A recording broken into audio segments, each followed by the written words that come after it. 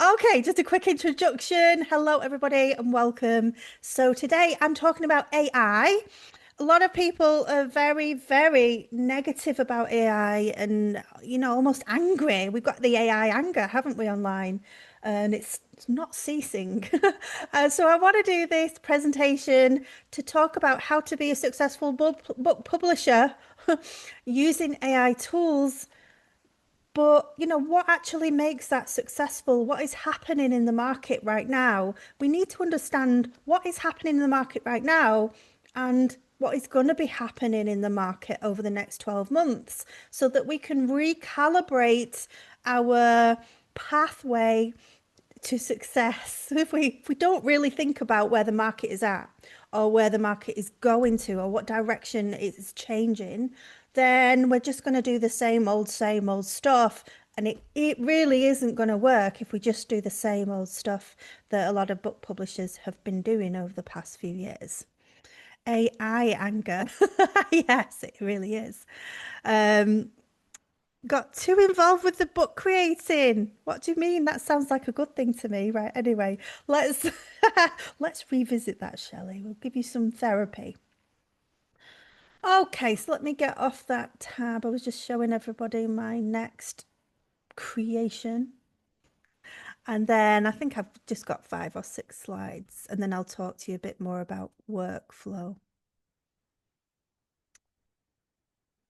Okay, so this is the effects of AI on the book publishing industry. And actually, let me know in the chat. Make this bit a bit interactive. What do you think the effect of AI is having on the book industry as a whole? Just little bullet points here and there. There's no right, there's no wrong. You know, what's happening on Amazon? Has anyone seen any changes on Amazon over the past year? And unless you've been like looking at it every night like me, you might not have seen that many changes. I have to say, I've seen a lot of changes over the past 3 to 4 months. I would say there's been rapid changes that I have seen. Um, what do you think the implications are of these changes? What are the implications on us? What does it mean for us? What does it mean for regular book publishers that have been doing this for years? And actually, I think we are in a better position um, as new book publishers coming into this industry when it's in such a state of flux and change and uncertainty. Actually, we can move and bend and mold with that than if we had been a book publisher for the past 10 years. We would be set in our ways. I do it this way. I create one book every 3 months and it's the best quality book ever. You know, I think we're going to be a lot more successful than the people who are stuck in the old way, in the traditional way, in traditional workflow. So I want to talk to you about AI industry, what's happening now, the changes happening now, the changes happening over the next year that I anticipate. um, you can see it happening, so it's not pie in the sky. Abby thinks this. You can see it happening now, and then I want to talk to you about having a workflow and refining your workflow and dialing in on your workflow and what that looks like as well. I also want to talk to you about building a brand. I know I keep harping on about this, but I really do think the biggest security that you can have in your publishing business is to have a recognizable brand, to be building that brand, to be building a following, to be growing a community alongside your products. You can get people to do it for you when your books are selling really well. And to have social media handles. That is basically going to be your armor, your coat of armor to protect you against all the people that are pressing a button and creating a book, because that will happen over the next 6 to 12 months. So let me just go back and just revisit your chat to see what you've said.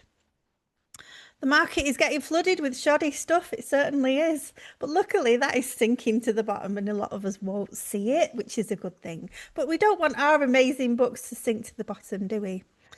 Yes, it's dumbing down the content and the quality. It can do, but the way I teach you guys in this academy, we're not dumbing down any quality. Hopefully not. Hopefully you've picked up that training. We're creating high quality books, but we're actually speeding up using AI tools as well. Yes, we really need to work on getting our covers to stand out. So, no other ideas about what's going on in the market? Okay, that's fine. Let's go back to the presentation. Oh, it's still here. That's good. Right. So, I wondered what that word was then. It's naysayers. So I've forgotten about this slide. So a quick note for the naysayers, for the negative Nancy's and Nellies out there going, AI's ruining the book industry. It's ruining human creativity and all the things like that. I saw this thing with Elon Musk. He was on a podcast and he said, if you had a microchip put in your brain, as an operation because some of your brain wasn't working, say it was dementia or something like that, and you had particularly bad dementia in a part of your brain, and they managed to create this chip and put it in your brain, and you was made better from having this chip that was repairing that bit of your brain that wasn't working, and then you was carrying on your daily tasks and your job, nobody would bat an eyelid, would they? They'd be like, oh, well done, the operation worked. Well done, Abby. You're much better now. You're functioning better. You're working better. And then if I had another chip put at the back, because it came back, this disease or whatever it is, and that repaired the back bit, and then I was back to work and functioning, and everybody would go, brilliant, Abby, Abby's back, blah, blah, blah, blah, blah. But take that to the extreme, where all of my brain is replaced by metal chips. I've still got my personality. I'm still talking the same. I'm still doing the same workflows. I'm still bringing up my kids. At what point is AI AI? And at what point are we no different just because we've got biological set of cells and tissue, and that's the way that we're functioning? What is the difference? So I just want to put that out there that was quite a profound way of looking at it for me. And it was from Elon Musk, like I say. I can't remember what podcast he was on, but yeah, he was just talking about at what point is AI AI, and that AI is very capable of human emotion or will be in the future. But anyway, let's not get too out there.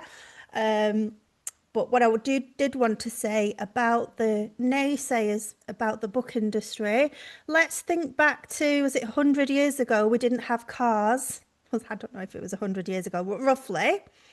We had streets outside, we had trains transporting humans, we had horses and carriages transporting humans.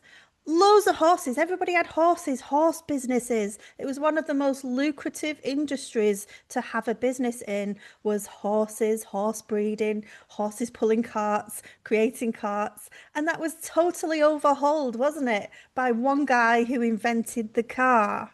And then suddenly we started to see cars on the roads, and now we don't see any horses at all. It's the odd one that you might see um, in like I don't know, a gypsy camp as they move from site to site, but we very, very rarely see horses. So I compare that to what is happening now in the industry when it comes to AI and the ability and capability of AI. So artificial intelligence is rapidly transforming the way that a lot of books are created now.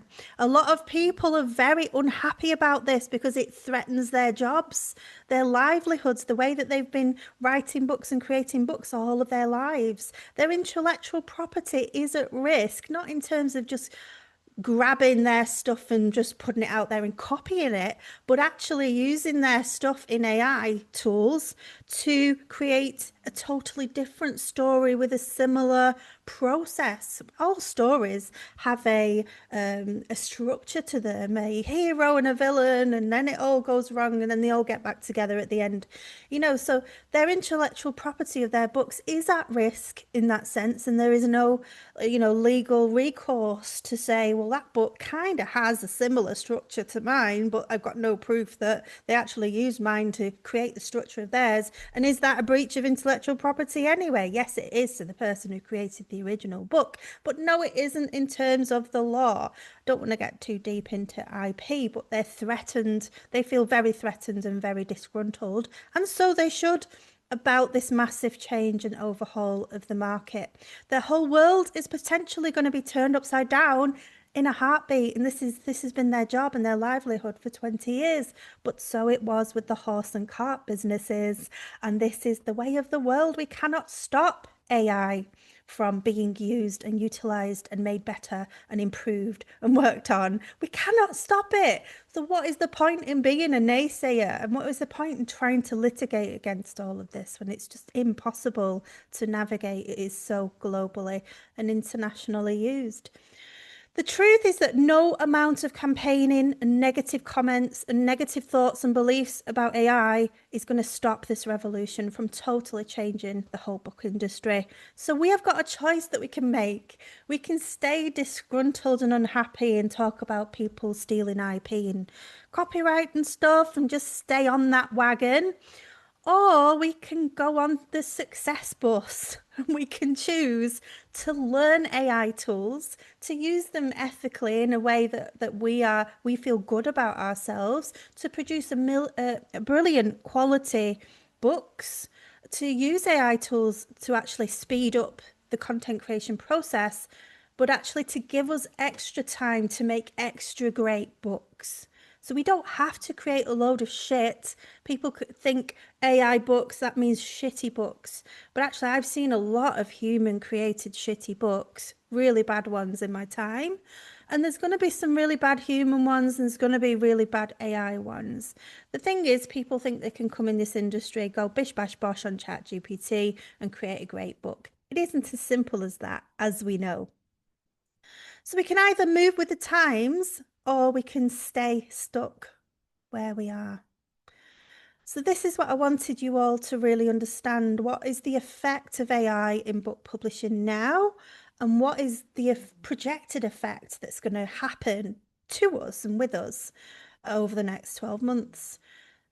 So at the moment, book publishers are able to produce books at a much lower cost. Now, if you wanted to create a colouring book 2 years ago, 3 years ago, and you weren't an illustrator, you would have to come up with a concept of your book, maybe come up with some ideas of scenes for each page, and then you would have to instruct a designer, an illustrator, and it would cost $500 to $3,000 roughly. Roughly $500 to $3,000, depending on how much experience and how well known that person was. But now we've got AI tools and they can help us to either create the colouring pages in its entirety, or if you want that hand-drawn style, you can take your pages that you've created in AI and you can pass them to an illustrator to touch up.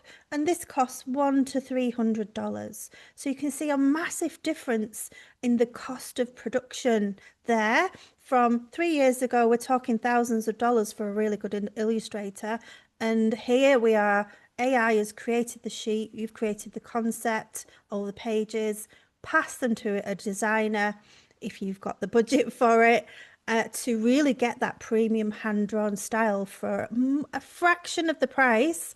Or you can just publish them into the AI generated colouring pages, which a lot of us are doing now because we don't want to invest the $100 to $300. Maybe that's something you'd want to do down the line once your books are ticking over and creating some income. So we've got the choices that we can make, but now we can make colouring books or whatever books using AI tools, whereas 3 years ago, we would have had to instruct professionals to help us. So the quality of books being published is increasing to the right people who understand that quality is important. Yes, there's a load of crap being uploaded onto Amazon. Amazon have changed the rules now. I think it was 3 books a day you could publish. I think it was Jodie that actually told me that they changed that to 7 books a week. I haven't actually seen the notice of that, but it makes sense, doesn't it? And I assume they're going to even reduce that further because people are just spamming Amazon with rubbish books, and that it's going to affect Amazon as a business if they get a bad reputation for having bad books. So you'll find that Amazon is very careful at only allowing the good quality books and the good books to be seen, to be searched for. They don't want the crappy books to be seen and searched for. What else is happening as an effect of AI? There's less human error, I'm finding, in terms of grammar and spelling, certainly in my books. I'm like, yes, I don't have to check every sentence because I've got terrible. I've got eye blindness for my own spelling mistakes, so I have to pass it to somebody or just allow, like my social media posts, you'll see them full of errors. But there's definitely less human errors in grammar and spelling with prose and paragraphs. Less time needed, therefore, for editing and checking. Sorry, book editors, but you're going to have to change the way that you're working if you want to continue to have a full-time income from what you're doing. They're all going to have to change their workflow. The designers, the illustrators, the book editors, everybody as an effect of AI. Publishers are able to create and publish books much, much faster. I can create a colouring book. It usually takes me a day or two for the cover and a day or two for the interior. Ideally, I would then pass it to an illustrator, but I've just not done that so far. But that's 4 days as compared with at least a month or two of hard work. We're talking 2 to 3 years ago. So that's a big change in a short space of time. And it's getting better and better, and it's only going to continue to do so. There's less need for specialist paid services like graphic designers, illustrators, editors, like I just said. It's easier now for sole publishers to really get good at publishing. So it's easier for new people to come and learn in our academy all the ways that they can create a book and publish a book, and all different kinds of books too. The bar to entry, I don't know if I spelled that right or if that's the right phrase. I don't know if it's a bar to entry or a barrier to entry. Whatever it is, the barrier to entry for books publishing is now much, much lower. So you might have needed like a book publishing degree and book publishing qualifications. And, it might have been this long, lengthy process, 5, 10 years ago to become a book publisher. And now you can do it overnight. You can join our academy and do the 24-hour book, as most of you have done, I think, and just create a book in 24 hours. Amazing. So yeah, anybody can do this. But the fact that everybody can do it, what does it mean for us? Because we can't all be amazing, incredible, successful book publishers, because that's not the way the world works, unfortunately. So what does this mean? It means that the people who really learn AI skills are going to float to the top like cream. They're going to be the ones who are able to produce books, have a workflow, have, an effective production system over the course of the month, and not be slowed down. It's a case of the opposite of the hare and the tortoise, I think, here. I think the hare really is going to be the winner in this race, and not so much the tortoise. Obviously, if you create a book and it's the next Harry Potter, I'm not saying that could never happen, but it's, generally more unlikely to happen. It's the people who learn the AI skills are going to have the success. A lot of book publishers using the more traditional manual, let's type it all out by hand and get our book editor and all of that stuff that, we see these courses and they take months and months. It's like 6 months to get your book done. Personally, I think that people using those real traditional slow paced tortoise methods are much more likely to sink. Yeah, sure, some of them are just going to create a hit and one hit wonder or whatever. But the majority of people are much more likely to sink doing it that way than if they use the AI method. And yeah, most of their books will still be shit at the beginning, but they're gradually going to get one that's a hit and another one that's selling organically. And then you can pick and choose, and then you can do more of what's working. And this is where we're getting to with some of our academy members. Quite a few of you are saying, actually, these ones are selling the best, so I'm going to do more of those. That's exactly what we need to be doing. You don't get to do that if it took you 6 months or 12 months to create that one book that didn't sell. Even the top brands like Coco Wyo colouring books are, let me think of other top brands in other niches. I can't think. I don't know, Cottage Door, Penguin, I don't know, other big brands, Vivi Tinter, they're going to have to get on board with AI. You know, they're like, we are hand-drawn illustrators, we are doing everything manually. Yes, brilliant. But in order to really stay ahead of everybody else, they're going to have to incorporate AI workflows, AI automations, AI activities. You know, I do not believe that these big brands are going to be stamping the stake in the ground saying we are never using AI, even if they say this is hand drawn. Yes, brilliant. So they're going to have the advantage at that point of having hand drawn um, gifts, skills, hand drawn skills, plus the combination of AI tools. If they can combine those things, they're going to be the big winners um, for sure. That's not to say we can't be winners too. So they're going to have to start using AI in some ways. Amazon KDP is going to get really flooded with really badly created AI books. And we can see this happening already. Really badly created ones. Some of them have even got copy and paste of the chat GPT prompts in the book. I've seen some photos or screenshots of that. And that is an absolute disaster, isn't it? If somebody's trying to get a name as an author or a publisher, please don't do that. But yeah, we wanna we want to use AI to create a better book, not a worse book. I think people are just lazy. They just want to press one button and publish and make like 500 quid a month just doing that. Next, next, next. But it doesn't work like that. A lot of books are going to have more negative reviews, and we're also seeing that. I've seen a few books that I know are hand illustrated, and people are saying this is AI, this is AI, because they actually made a human hand drawn error.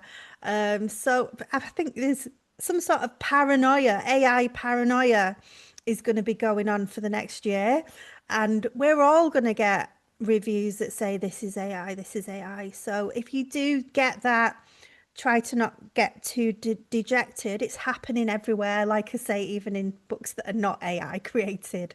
As long as your book reviews are over 4 out of 5, then just keep the book up and keep going and keep improving your skills.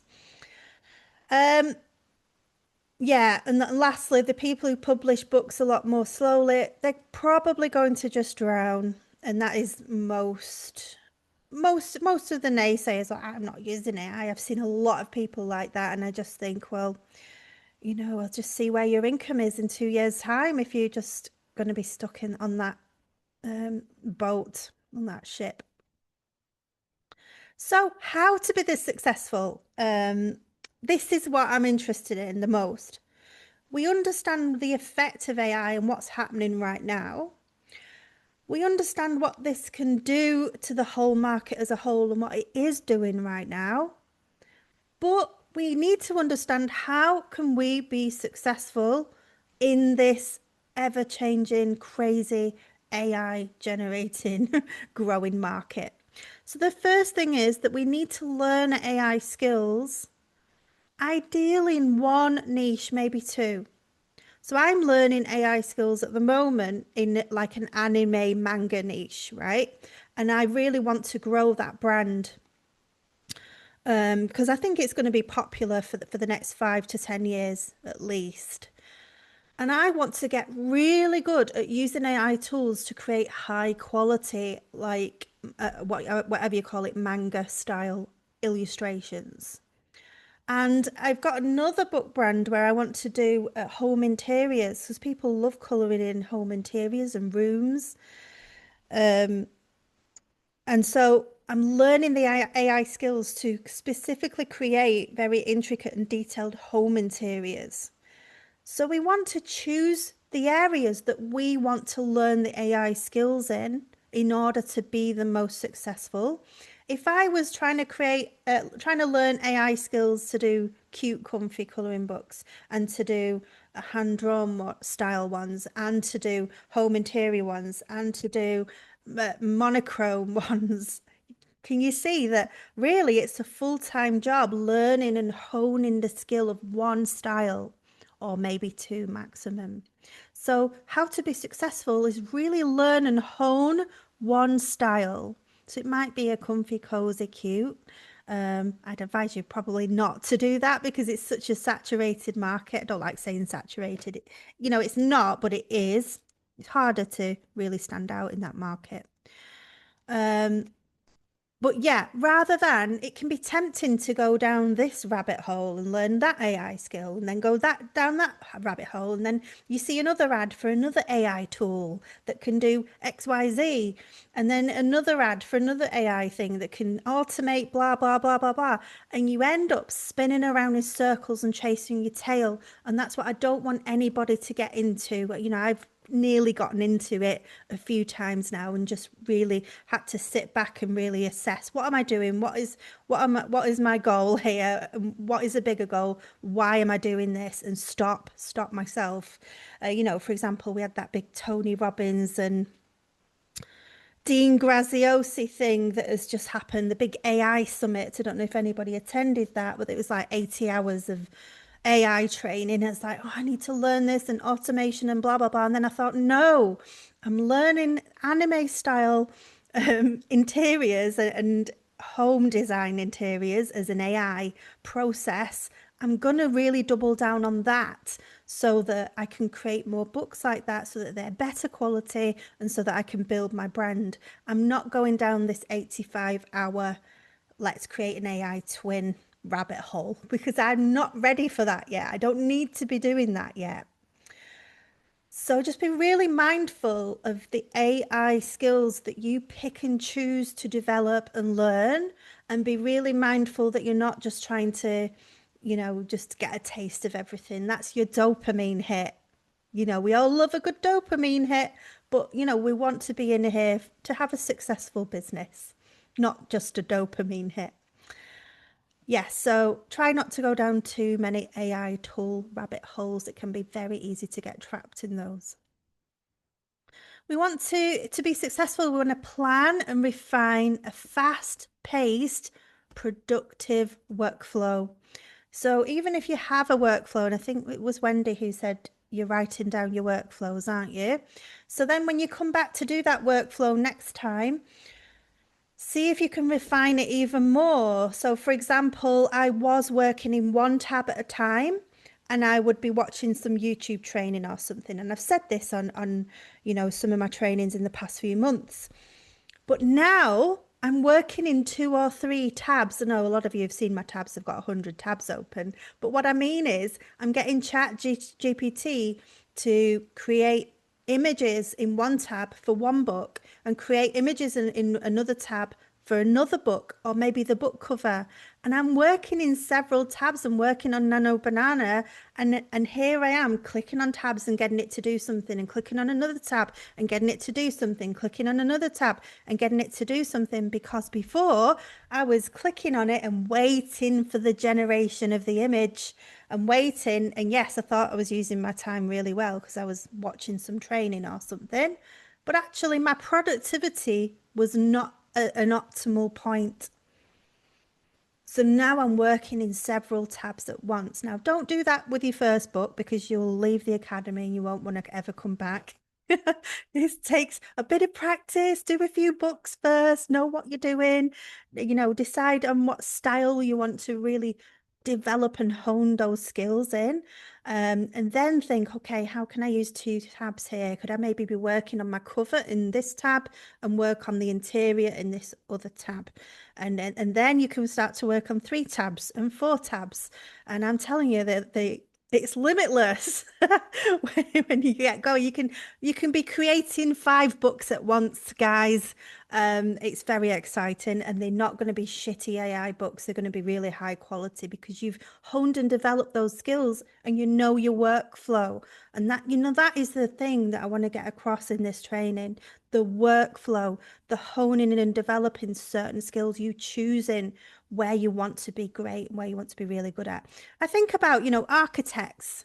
If you're an architect, you don't create any building. You're not going to create the next, I don't know, what is it called? That I'm trying to think of a famous building. I don't know, the Leaning Tower of Pisa or that gorgeous cathedral in Barcelona.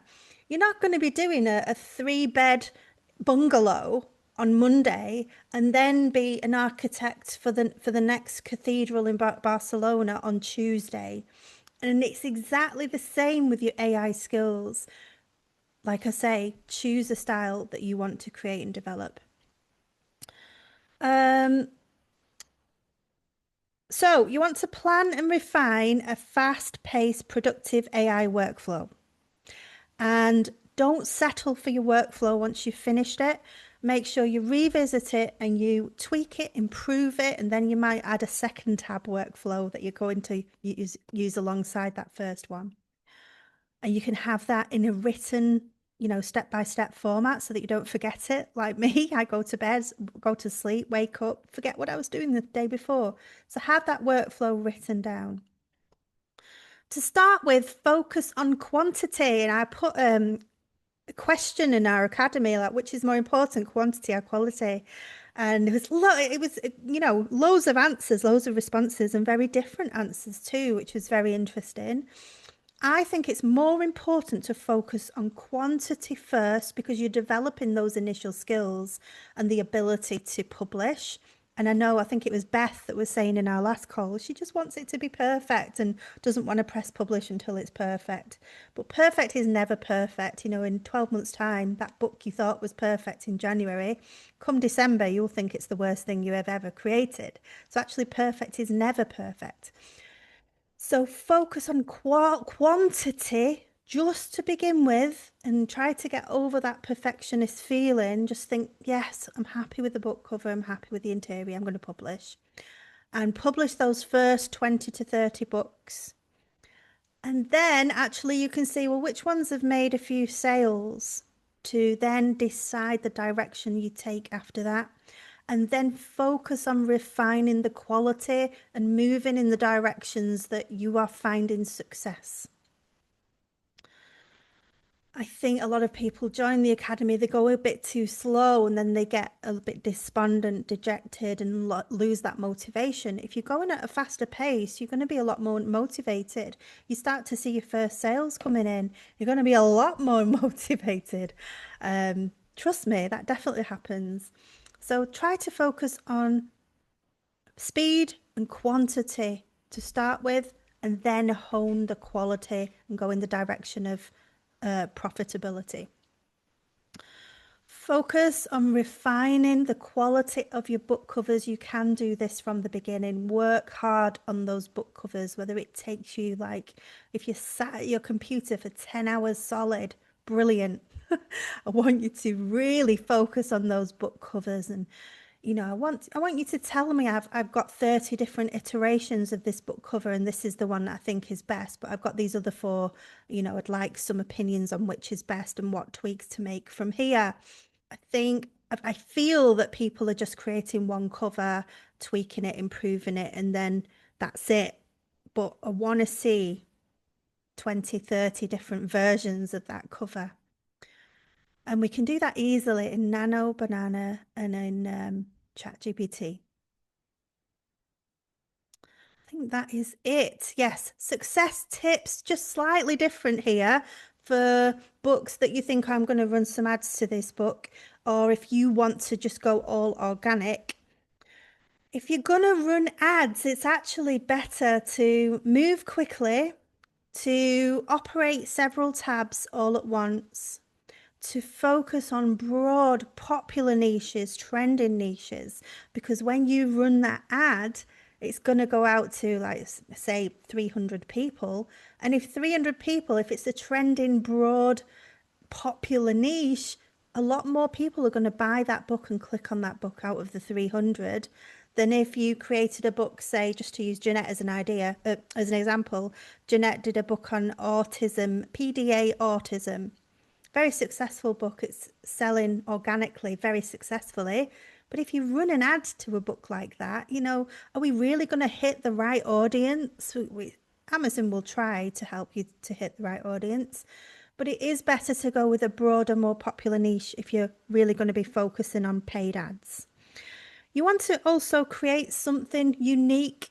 So, like I say, with the Coco Wyo Christmas book, we don't want to just create another one like that. We want to create, I don't know, something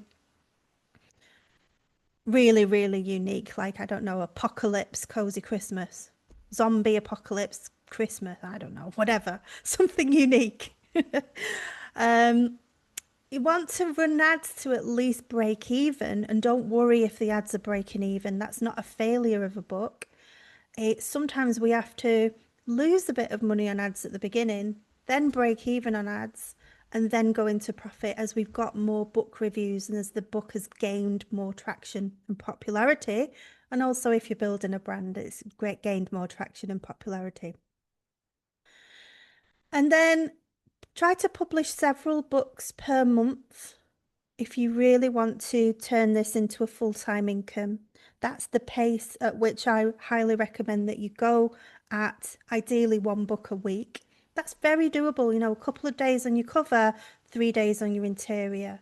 It's even doable part-time if you're working. It's really doable. Try to focus on books actually that you can create the interior. I tried to create this monochrome book and I just didn't have the skills for it. I gave up. But I wasted a lot of hours trying to create that thing. So create books that you actually do have the skills and the abilities to create. And always double down on any areas of success. So if you're seeing a book or two that's taking off, that's making a few sales here and there, double down on that niche, double down on how can you improve that? How can you improve the quality? How can you create another one that competes with that one or that complements it or that expands it into a book series?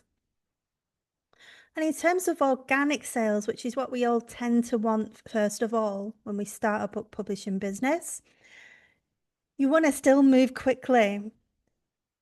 You want to focus on underserved niches that people are actually searching for. Create unique books. Use searchable keywords. Choose unsaturated markets. So you're probably going to choose your book that you're creating a lot more carefully if you're focusing on organic sales. You want to try to drive traffic to the book. We've seen quite a few Academy members putting their books on their Facebook and getting lots of sales. With that, the sales will go up and then they'll probably come down to zero if you're just doing it that way. We really do want to create books that have mass appeal as well as to our own communities and to our own audience. I mean, you could just keep releasing books and getting your own audience buying them and then buying the next one. That is possible, probably will lead to burnout though. Um, Also work harder on getting book reviews I think is necessary if you're focusing on organic sales. And ideally we want to be combining organic with paid, and that's what I'm doing. So I've got books just ticking over with a few sales here and there. I'm keeping those organic. And the ones that really seem to be spiking, then I'm putting those into paid ads, or ones that I think that are going to do good at Christmas, for example. I'm going to put paid ads into that. And I imagine most of us here in the academy, in the mastery program, will be combining both of those ways, either now or in the future for sure. And that is it for my presentation. So I hope you've learned a lot about, you know, what is AI doing? Which direction are we going in terms of, what's happening with AI? What is likely to happen in the future? Amazon is going to let us publish less and less and less books probably. So we really want to be focusing on quality more in the future. But for now, we've got the advantage of being able to have quantity. So focus on that quantity, focus on developing those skills in one or two key chosen areas. And the last thing I want to say is focus on building a brand and book series. They're the people who are going to stand the test of time, no matter what happens with AI, no matter what the future holds for the next, Chat GPT 6, 7, 8, 9, and 10, and what they're going to do with that. You can probably press a button literally and create a book. If you've got that competition coming in, you're ahead of the curve, you're ahead of the game here. Develop and hone those skills in certain areas and build your book brand, because if you build a fandom of your brand and you build your email list at the same time, then no matter what happens in the market, you can put your books out, to your fandom, to your fans, and to your email list. Also, we are going to be looking at expanding our sales into different markets, potentially put in, digital copies of our books on a website, um, and things like Etsy, eBay, TikTok shop, things like that. Again, that will help if you've developed a brand, that will help you massively. If you think you've got getting a few $100s of sales on Amazon and a few hundred over here, and then we're doing a few hundred over here, it all adds up. I saw a brand, was it the How to Draw books? I think I showed on one of my videos last week. I showed this whole brand of how to draw books, and the lady who's done the books has translated them into German and French and Italian, and she's obviously got them in the USA and UK markets, and they're all selling in every market. And what an amazing thing to do, just to create 10 books in a series. So it's how to draw different things for different ages, and then just to expand the same books all around the globe. And she could even do digital sheets of that for sure. How to draw sheets are easy to print out and sell digitally. Um, Let me just check the chat and then I'll talk about workflows. Yes, Claudia loves the idea of a workflow. You can still author ethically for sure. Nora's barging in. um, Claudia says, thanks for giving us such a great variety to do. Yeah, I just can't help myself. So we've got the escape room book training. I don't know if you know that. I'm just adding to that this week. I was hoping to add to it over the weekend, but instead I got trapped in a Netflix rabbit hole. So I will do that this week. Oh, what did I watch now on Netflix? All Her Fault, I think it was called. Something like that. Oh my goodness me, it was so good. It's all her fault, and oh, I can't tell you the story actually. It'll spoil it because you only get what happened at the end. And I nearly told you the end. Sorry. Oh, Amanda went to the summit and was just the same with the rabbit hole. Yeah, let's stay on track. Blinkers on. We don't need that rabbit hole right now. We might need it in the future. Claudia explicitly didn't go down the rabbit hole. I explicitly didn't. Oh, Sue says a quick question if there's time. What are our thoughts on word searches? One word. One word? Sounds a bit boring. Maybe I don't know what that is. Is Sue still here? Well, we can chat at the end anyway, Sue, or just let me know. My headband is falling off. It's going to ping off my head in a minute. That'll be a sight when it goes boing. It really is. I can't take it off. It'll look silly. Um, Shard. What's that? I don't know what that is. Oh, Claudia says she doesn't know what I mean with workflow. Okay, let's talk about workflows. A question about reviews. When we do research and we're looking for books, how low are reviews having sales? How many reviews are we aiming for? There is no rule. So if you see a book with no reviews making 10K a month, then yay! And but if you see a book that's got 60 reviews and it's making 50K a month, it's like yay! It's kind of the same. So we're just looking for books with like the lowest possible number of reviews, but there is no. This is the thing that you do. Tick. It's very, what is the word, subjective. Amanda says, can you put your book on Amazon and Etsy? Yes, in digital form on Etsy. You can, because it's not your book. And if you get your own ISBN, then you can do whatever you want with your book then. You can buy ISBNs. You can just Google how to buy ISBNs. They are not cheap. It's about like $150, I think, for 10. That roughly that price. Yes, Emma, you can ask for feedback for your covers. even if it's not finished. Yes, love that. Lynn got my book. Oh, yay, thank you. Sue came across one word searches, pretty good search volume, and think they're really hard. Wow. Okay. I think I know what you mean, where all the letters are kind of the same. And then you're just looking for the one word, a bit like where's Wally, and you're trying to find Wally. And I can imagine that it's just full of letters and you're trying to find the one word. I imagine that's what it is. And then what was Sue's question about that? What are my thoughts on it? If it's doing well on Kip Scout, if it's not massively served, if the profitability is good, the reviews are low, then yeah, go for it. Okay, just want to talk a bit more about workflows. Obviously, there's different workflows for different books. If I give you a workflow for a word search book, say using BookBolt, then that's a completely different workflow to this, say the word search colouring books that I was doing manually in Canva, again, a different workflow there. And then a different workflow for all the different colouring books. So unfortunately, I can't give you the workflow. And I know you all want the one, two, three, step one, two, three, tick, tick, tick.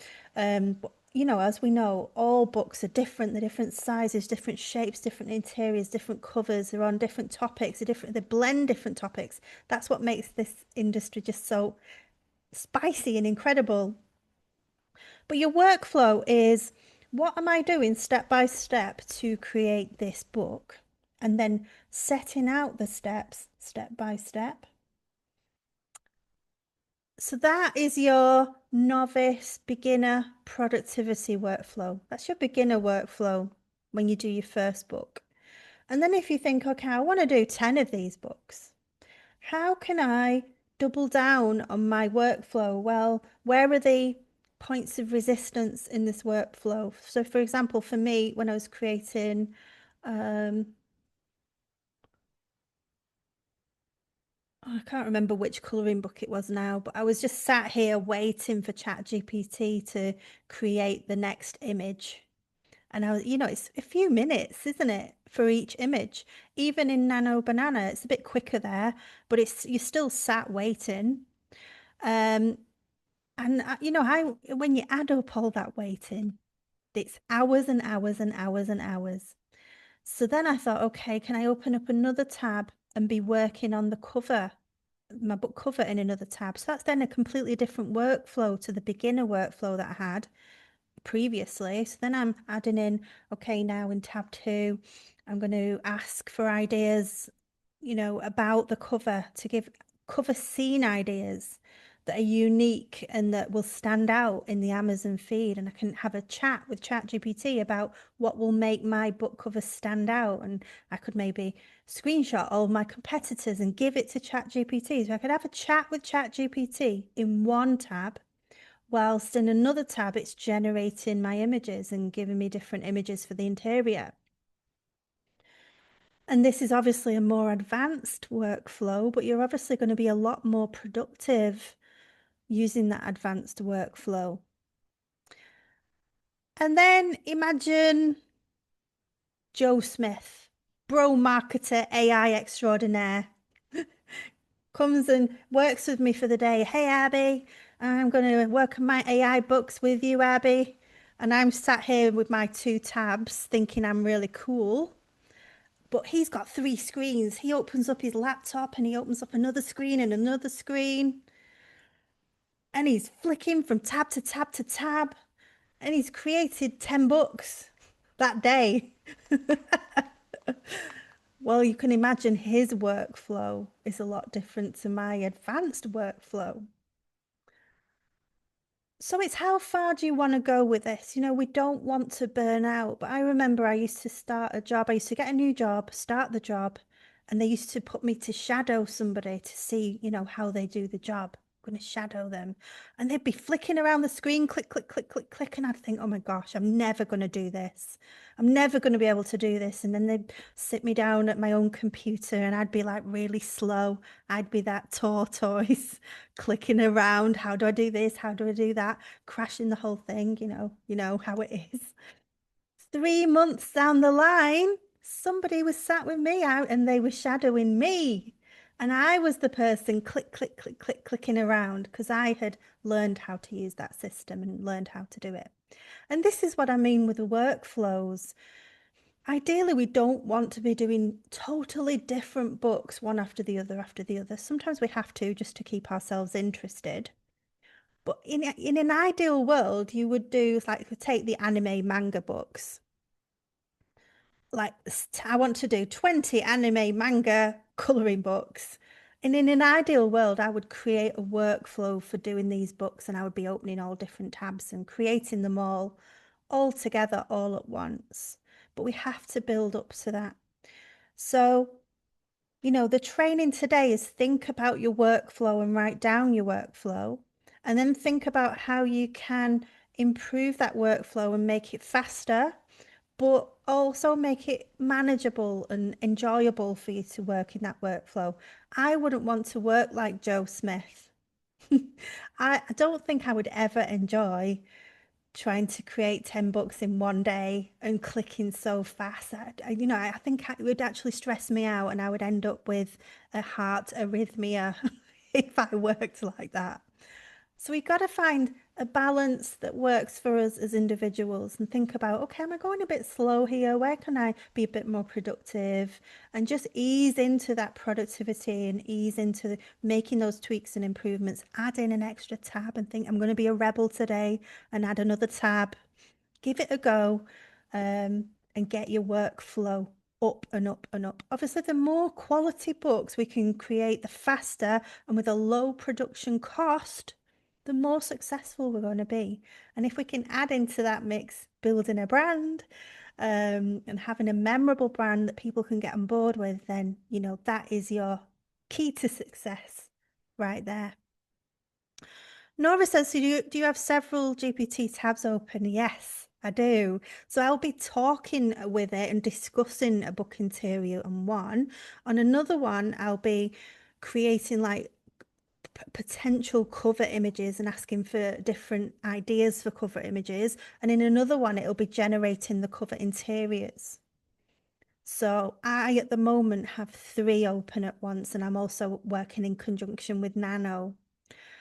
But you have to just do it in one to start with and then work to 2. And it's easier to talk about the book and how it's going to stand out and how your book is going to be unique in your second tab before you then get on to trying to create 2 colouring books, or the cover and the interior can sort of blow your mind if you're not really focused. I've changed my diet recently and I'm a lot more focused, and I really think I couldn't have worked 4 tabs. I'm doing 4 tabs at the moment, 3 ChatGPT and 1 Nano. A year ago, I couldn't have worked 4 tabs. I very much had brain fog, and I think it was to do with my diet. Basically inflammation inside all over, including my brain. I thought it was menopause brain fog, but whatever, it's cleared it, the diet. Let me just see what I've written here, because I've written down a kind of a workflow. I found a better way of doing covers and interiors is to ask ChatGPT to do it black and white first, and then to get Nano to colour it in. And then that avoids getting that, I talked about an orangey yellow glaze on a lot of AI produced books. The covers have got this orangey yellowy kind of dull glaze to them. You can get really, really professionally designed, high quality looking book covers by doing it black and white first in Chat GPT, and then downloading it and then uploading it into Nano and asking it for 20 different color palettes for this image.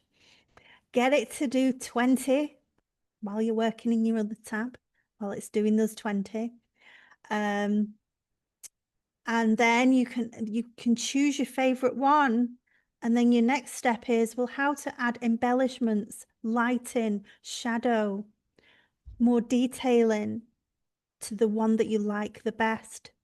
And don't settle for that second iteration, then get your favorite and then do another 20 or 30 of your favorite one, but with different graphic design um, improvements. Again, you can ask Nano, how can we improve this graphic design?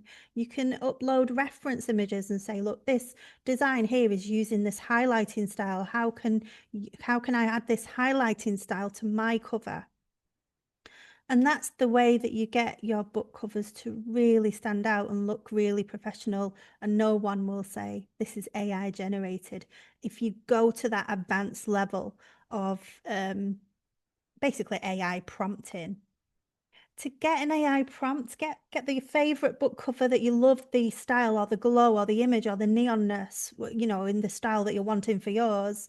You can put it into ChatGPT and you could say, could you give a description of this design style that they've used for this detailing on this cover, and then copy and paste that over into Nano with your black and white cover or the one that you thought that was the best color one, and say, please, can you apply this design improvement to this book cover? That's how you really get the best book cover designs.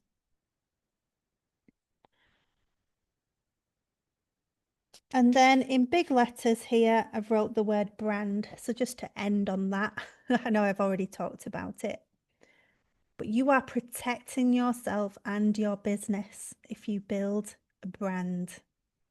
And you don't have to, like, it's not like getting a tattoo where you can never change the name of it or you can never do a second one. Like I'm doing like K-pop fandom press because I think it sounds cool and all the K-pop fans are in a fandom. I think it sounds a bit official as well, but it's not like going to be the thing that people write on my gravestone. Um, I've got other book brands that I'm developing, and then I might have a favorite one that I really go all in with and that I develop and develop and develop and end up with 2,000 books in it. And it's like basically a publishing house at that point. Um, so I think a lot of people have fear of developing a brand and it feels like this tattoo that you're stuck with. And it isn't. Just have fun with it. Create a logo. Do something that lights you up. Do something that's fun. Do something that is going to motivate you um, for the foreseeable future. And then you have choices that you can make further down the line. All right. I thought that that would take me half an hour. Is that good? Have you learned a lot today? I feel as though it's giving us like a bird's eye view of what we're doing and giving us a deeper depth of understanding of what we're doing. And that was the effect that I was hoping to achieve anyway. Anyone get any questions or you want to give you a golden nugget that you've got from today? You could put that in the chat, a bit of a aha light bulb, golden moment, golden moment, golden nugget.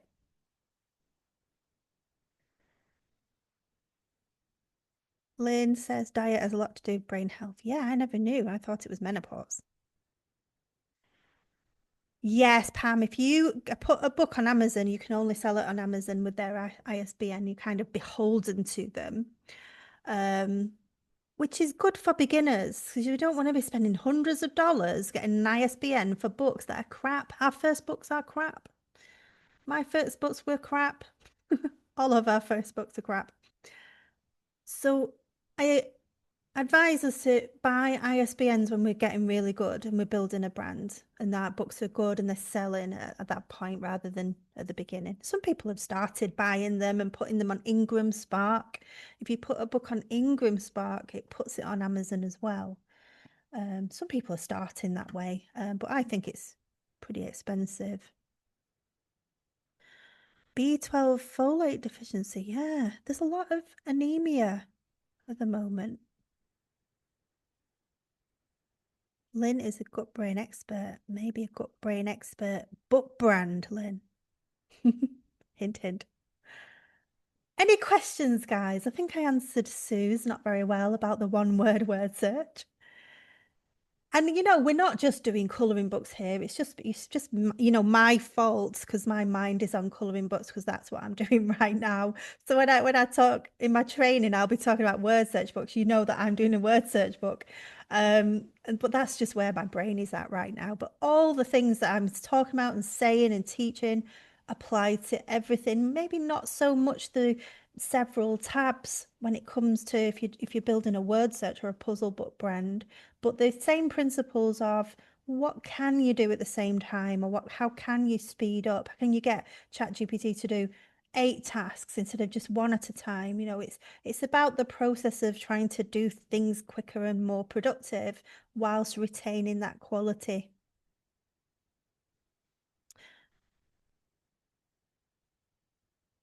Wendy says, do I know any big self-publishing brands in the personal development world? Um, there's one called The Clique, but I think that's life coaching. Is that personal development? It kind of is. But what I would do is how to search for brands is search, say, personal development in books on Amazon, and then the and then you can see in blue writing it'll say one book of three, one book of 10, one book of five. I would click on that bit and then look, and then that way you can find the people or the publishers or whatever, the collaborators who got the most books, and they're probably your biggest brands. Yeah. And maybe go down a bit of a niche with the self-development, go down and just go into what self-development, say productivity. You do productivity book search to see what brands are doing productivity books. Amanda says, how can you tell if they are KDP? So you can click on a book and it brings it up, pops it up into your screen on desktop, scroll all the way down past the A plus content, and it'll say at the bottom independently published or, whatever. It'll tell you there's a little list at the very, very bottom on the left of how it's published. Yay. Okay, if we've got no questions, I've gone slightly over time. I hope you've enjoyed today's session. We've got co-working, as always, tomorrow, the day after, and the day after. And then I'll do a coaching call on Friday, where we'll just chat and you can ask questions. Okay? Lynn says, my challenge is to create a brand. Yeah, yeah, while your life is turned upside down. Yeah, and know all the necessary skills. Yeah, I'll see you if you're in Masters. I'll see you, yeah, in an hour. All right. Bye. Bye. Bye. Bye.